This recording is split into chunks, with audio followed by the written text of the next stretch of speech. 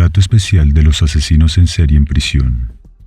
Son mantenidos en custodia protectora perpetua, ya que muchos de los presos fueron victimizados de manera similar cuando eran jóvenes y vulnerables, o tienen hermanos y hermanas que también fueron abusados o violados. Compartieron el mismo patio de la prisión con asesinos en serie que también actúan como depredadores sexuales. Es la receta perfecta para el desastre, o en este caso la muerte. Suele haber demasiados reclusos dispuestos a demostrar que odian a las personas que se aprovechan de los débiles e indefensos. Y para esto no se necesitan palabras, solo armas y puños. El sistema penitenciario lo sabe, los reclusos lo saben, e incluso los mismos asesinos también lo saben. ¿Cómo se espera que los reclusos condenados vivan lo suficiente para cumplir su tiempo en prisión? Bueno, la mayoría de ellos se ven obligados a permanecer bajo custodia protectora, porque podría pasar lo peor si están a la vista de otros reclusos. En general, a las autoridades de la prisión no les gusta la inestabilidad y la locura que los asesinos en serie traen al patio. Es por eso que estos asesinos generalmente se mantienen en confinamiento solitario para su propia protección. Al menos 50 de los asesinos en serie encarcelados se dice que viven sus vidas en custodia protectora. Y aunque la ONU ha librado una guerra contra el aislamiento llamándolo tortura, parece ser una única forma de garantizar la seguridad de estos asesinos. Uno de ellos es Robert Maudsley, un infame asesino en serie del Reino Unido. Robert estableció recientemente un récord mundial por el tiempo más largo pasado en confinamiento solitario. El recluso rompió el récord anterior al pasar cerca de 16.400 días consecutivos en aislamiento. En HMP Wakefield, según The Mirror, el convicto de 69 años ha estado en aislamiento, recluido en una celda de vidrio desde 1979, después de haber sido sentenciado a cadena perpetua por sus crímenes en 1974. Maudsley, quien se ganó el apodo de Hannibal the Cannibal por presuntamente comerse el cerebro de una de sus víctimas, comentó que está feliz y contento en soledad. Su seguridad garantizada detrás de los confines de vidrio podría ser la única razón de la retroalimentación positiva que recibió. Ahora, el asesino debe vivir el resto de sus días en una celda de 18 por 15 pies construida especialmente para él. Justo después de que ingresó a la prisión y fue hecha con vidrio a prueba de balas, Maudsley pasa alrededor de 23 horas de cada día en su celda. Usa una losa de concreto como cama y el inodoro y el lavado están atornillados al suelo. Es casi triste que Maudsley y muchos otros asesinos en serie tengan que vivir así en prisión solo para tener una oportunidad decente de sobrevivir tras las rejas. Pero teniendo en cuenta sus crímenes, algunos pueden argumentar que es lo que se merecen. Otro asesino que fue tratado con la gracia salvadora de la custodia protectora en prisión fue Jeffrey Dahmer. A pesar de que se le dio la opción de seguridad relativa, el monstruo de Milwaukee la rechazó por su propia voluntad después de algún tiempo, optando por unirse a la población general. Esto, por supuesto, resultó ser un error fatal para él, debido a que resultaría siendo asesinado en la misma. Estrellas de rock tras las rejas. Si hay algo malo que los humanos hemos descubierto acerca de nosotros mismos, es que la gente tiene una fascinación por el mal, y no es una gran sorpresa que algunos bichos raros traten a estos demonios asesinos como héroes entre los hombres. Un fenómeno extraño se puso de manifiesto en un popular programa de radio llamado LBC, cuando el presentador Tom Swarbrick recibió una llamada de un exfuncionario de prisiones que se identificó como Richard. Richard afirmó que trabajaba en una cárcel de categoría A, conocida por albergar a algunos de los criminales más violentos del Reino Unido. Admitió el exfuncionario de prisiones estar conmocionado por el trato de estrellas de rock que se le dio a algunos de los asesinos en serie allí encarcelados. Según él, se organizaron lujosas fiestas y festivales para los asesinos y otros reclusos dentro de los muros de la prisión. Los festivales contaron con catering, magos y DJs, todos los cuales fueron pagados con dinero de los contribuyentes. Mientras relataba la experiencia, Richard dijo: "Fue un festival al aire libre, porque los presos sintieron que se estaban perdiendo el exterior, porque todos estos festivales estaban en marcha. Armaron una petición y se la presentaron al gobernador. Pensé que de ninguna manera el gobernador lo permitiría, pero lo hizo. El conocido asesino de niños fue recibido una vez por el gobernador. Le estrechó la mano y lo llevó a dar una vuelta por la prisión como un VIP antes de ser asignado a una celda. Tan alto perfil que los oficiales normales se les prohibió tener interacciones con él. En lugar de eso, se les obligó a tratarlo como alguien a quien atender, aunque Richard decidió ocultar el nombre del asesino. Este mismo trato se repitió en el caso de Charles Manson, un hombre que fue percibido como un héroe por sus compañeros, antes y después de que fuera condenado por múltiples asesinatos espantosos, mientras que nunca se probó que estuviera directamente involucrado en los asesinatos. Manson era el único que formaba un culto llamado La Familia, y en todo lo que hacían eran tratados bien. Consiguió que la mente maestra del mal fuera como una estrella del rock en la cárcel. Entre sus fanáticos acérrimos estaba Crane Hammond, un lobo gris que se mudó a California para estar más cerca de su héroe asesino.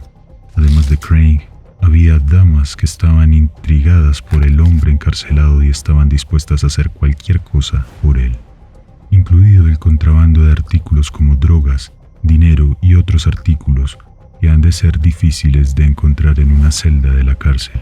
Vigilancia suicida. Las personas que violan la ley tienen que vivir con sus consecuencias, porque a veces el único consuelo que obtienen las víctimas de esos crímenes es saber que los delincuentes están pagando por lo que hicieron.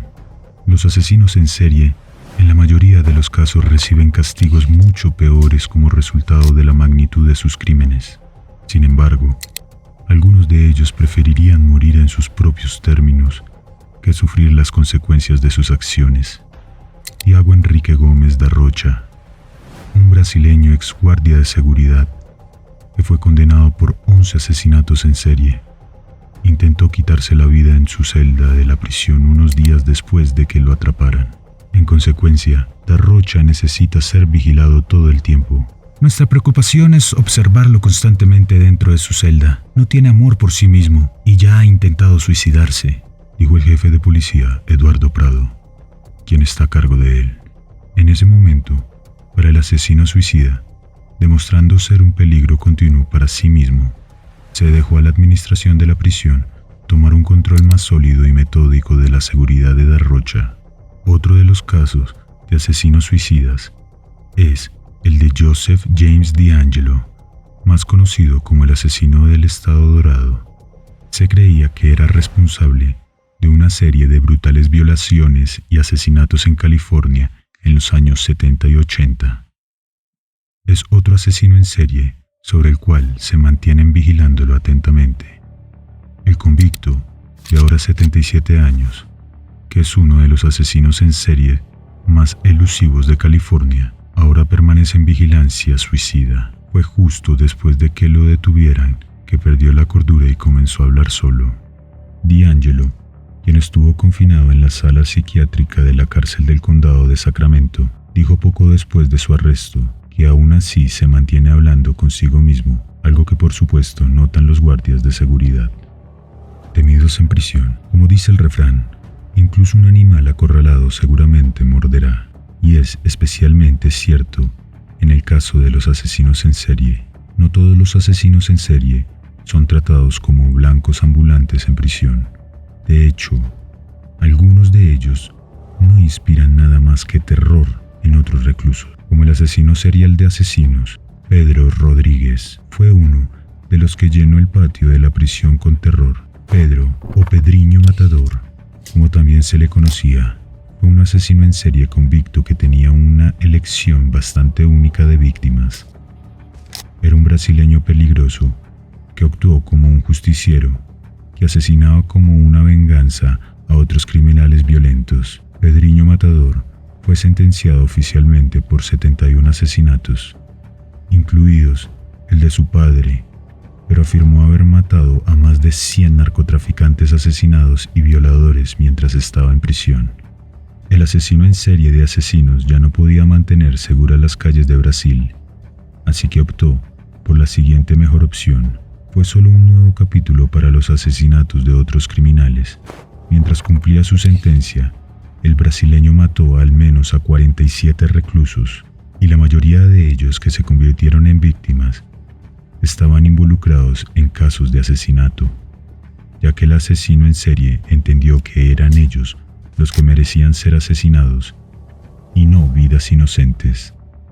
Así fue como consiguió aterrorizando la prisión hasta que se fue y el resto de la población no pudo hacer nada más que tratarlo con el respeto y el miedo que se le ordenó al recluso. Todos intentaron defenderse en algún momento, pero no lograron hacer mucho. Hay informes de que el justiciero de la prisión fue emboscado un par de veces durante su impartición de justicia. Simplemente son tratados bien. Lo creas o no, a veces la vida de un asesino en serie en la cárcel no está tan llena de desgracias como podría pensar. De hecho, en la mayoría de los casos, estos asesinos monstruosos son tratados como cualquier otro criminal. El infame asesino Dennis Rader fue atrapado en Wichita, Kansas, culpable de haber arrebatado la vida de 10 personas. Su modus operandi era atar, torturar y matar, por lo que el nombre era conocido como el nombre de BTK. Finalmente, fue detenido y sentenciado a vivir sus días en el Centro Correccional El Dorado, donde ha estado desde el 2000. Después de pasar algún tiempo en confinamiento solitario debido a la naturaleza de sus crímenes, el mismo asesino que aterrorizó a una ciudad durante años se le permitió ver la televisión y escuchar la radio desde la comodidad de su propia celda. En los últimos años, Rader parecía haberse acostumbrado a la vida tras las rejas e incluso se refiere a sí mismo como mascota de la prisión debido a lo bien que ha sido cuidado a diferencia de muchos de su clase. Berkowitz es otro famoso asesino en serie que cae en la misma categoría. Anteriormente, conocido como el hijo de Sam y el asesino calibre 44, asesinó a 6 personas en la ciudad de Nueva York entre los años 1976 y 1977.